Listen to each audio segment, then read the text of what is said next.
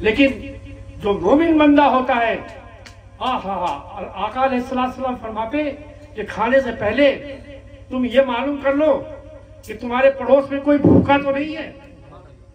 कसम खुदा की क्या नेमत दी है दीन ने गरीबों के लिए, मजलूमों के लिए, यतीमों के लिए। और कहा, आका फरमाते हैं कि अगर तुम्हारा पड़ोसी भूखा है और तुमने खाना खा लिया तो वो खाना तुम पर हराम। मैं तारीख की रोशनी में गुफ्तगू कर रहा हूं। तो ये एक ऐसा दीन मिला हमको, एक ऐसा हमको रहनुमा मिला, एक ऐसा अली मिला जिसने हसन हुसैन जैसे बेटे दिए, जिसने हसन हुसैन जैसे बेटे दिए, जिसने करबला के मैदान में, जिनके बेटों ने, जिनके शहजादों ने करबला के मैदान में इस्लाम को सुरखरू कर दिया। खुदा की कसम, अगर अहले बैत यजीद के हाथों पर बैत कर लेते तो इस्लाम खत्म हो जाता। एक मैसेज और था, और वो मैसेज ये था कि वो सर कटा के ये तालीम दे गए हैं हमें कि मेरे गम में ना मसरूफ बैन हो जाना, और किसी मकाम पे अगर हक व बातिल की जंग छिड़ जाए तो उस मकाम पर तुम भी हुसैन हो जाओ। बिरादरान मिल्लत, एक शख्स एक बादशाह के दरबार में हाजिर होता है, और वो बादशाह बैठा हुआ है, सबकी फरियादें सुन रहा है। सुनते सुनते आखिर में जब उसका नंबर आया तो उससे बादशाह ने पूछा, बताओ तुम्हारी क्या हाजत है, तुम यहां क्यों आए? उस शख्स ने कहा, बादशाह सलामत, मैं आपकी हुकूमत का एक बंदा हूं, आपकी हुकूमत में रहता हूं, मेरे पास खाने के लिए कुछ भी नहीं है, मेरे पास खाने के लिए कुछ भी नहीं है, मेरी मदद की जाए। इतना कहना था कि बादशाह ने हुक्म दिया अपने वजीर को कि मेरी सल्तनत का एक बंदा है, इसके खाने पीने का इंतजाम किया जाए, उसको दिया जाए ताकि ये अपनी जरूरतें पूरी कर सके। बादशाह का हुक्म था, तामील हो गई। उसके बाद में जब वो शख्स जाने लगा तो उसने कहा, बादशाह ने कहा कि शख्स जरा यहां रुको, मुझे ये बताओ कि तुम करते क्या हो? तो उस शख्स ने कहा कि हुजूर मैं बहरूपिया हूं। कहा ये क्या होता है? कहा मैं ऐसे रूप भर लेता हूं कि लोग मुझे पहचान नहीं सकते। कहा अच्छा, ये हुनर है तुम्हारे अंदर? कहा हाँ। तो बादशाह कहता है कि जिस दिन तुम रूप भर कर मुझे धोखा दे दोगे, मैं अपनी सल्तनत तुम्हारे नाम कर दूंगा। अल्लाह अकबर। इतनी बड़ी बात, वो भी दरबार में। उसे अदा किया और चला गया। जाने के बाद कुछ ही अरसे के बाद उस शाहराह पर, जो शाहराह उसके घर तक जाती थी, उस बादशाह के घर तक जाती थी, वहां पर वो बैठ गया, एक थोड़ी सी झोपड़ी डाल ली और दाढ़ी रखा ली, नमाज पढ़ने लगा, पांचों वक्त की नमाज पढ़ने लगा। लोग खाने के लिए दे जाते थे तो खा लेता था, नहीं दे जाते थे तो भूखा सो जाता था। और ये सिलसिला चलने लगा।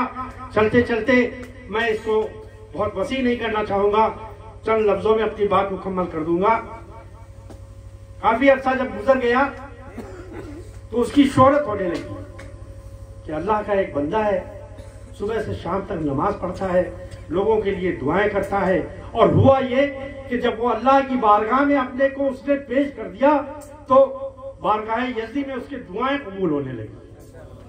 और जब उसकी दुआएं कबूल होने लगी तो लोगों का कसीर तादाद में उसके पास आना शुरू हो गया। बस वो खाने पीने की जरूरत की कुछ चीजें ले लेता था, बस अल्लाह अल्लाह करता रहता था, नमाजें कायम करता था, अल्लाह की बारगाह में सजदे करता था। और ये बात उस बादशाह तक पहुंच गई। उस बादशाह ने कहा अपने वजीर से कि मैंने सुना है कि एक कोई वली आया है जिसके पास बहुत बड़ी तादाद में लोग इकट्ठा होते हैं, उससे दुआएं करते हैं। कहा हाँ हुजूर, तो बादशाह ने अपनी जो विजिलेंस थी उसको लगाया और कहा जरा ये पता करो ये शख्स है कौन, क्या है। लोग इसके बड़ी तादाद में इससे मोतकज क्यों होते चले जा रहे हैं।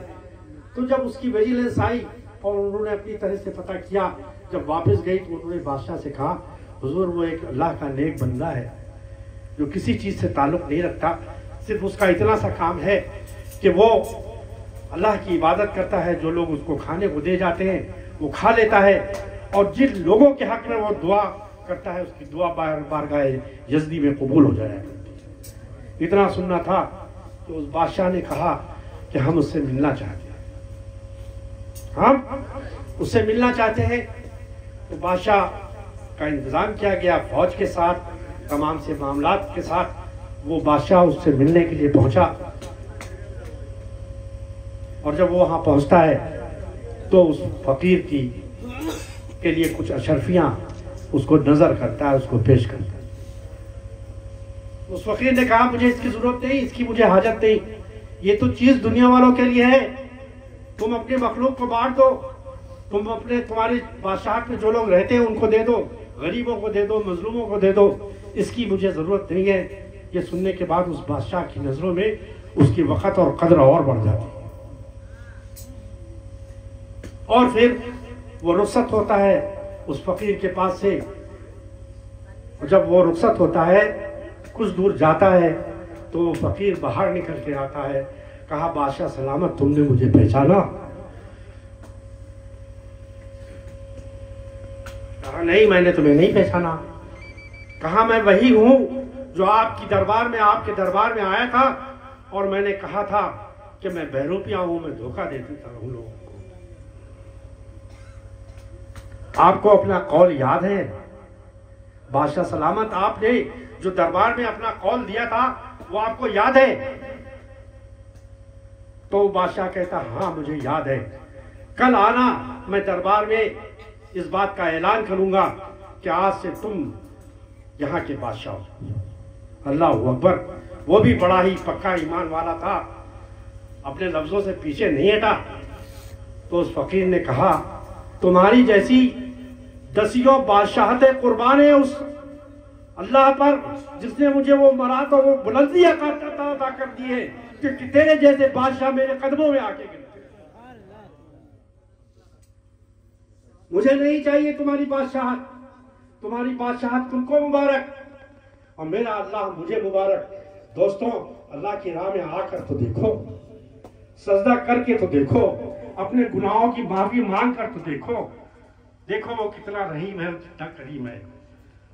हम सजदा नहीं करते, हम मग़फ़िरत की दुआएं नहीं करते, हम अपने बुजुर्गों की मग़फ़िरत की दुआएं नहीं करते जो चले गए हैं। सोचो तुम भी एक दिन इस दुनिया से चले जाओगे तो तुम्हारे बच्चे भी तुम्हारे लिए मग़फ़िरत की दुआएं नहीं करेंगे। उनको अल्लाह को पहचानवाओ और नमाजों को कायम करो, बुराइयों से बचो। आज हिंदुस्तान में जो कुछ भी हो रहा है वो किसी से, जो हमारे भाई आए हैं या जो लोग बाहर से ज़ायरीन आए हैं वो यहाँ से खाना खा के जाएं। गुफ्तगू में अगर कोई गलती हो गई हो तो माफ़ कर दीजिएगा। खुदा हाफिज़।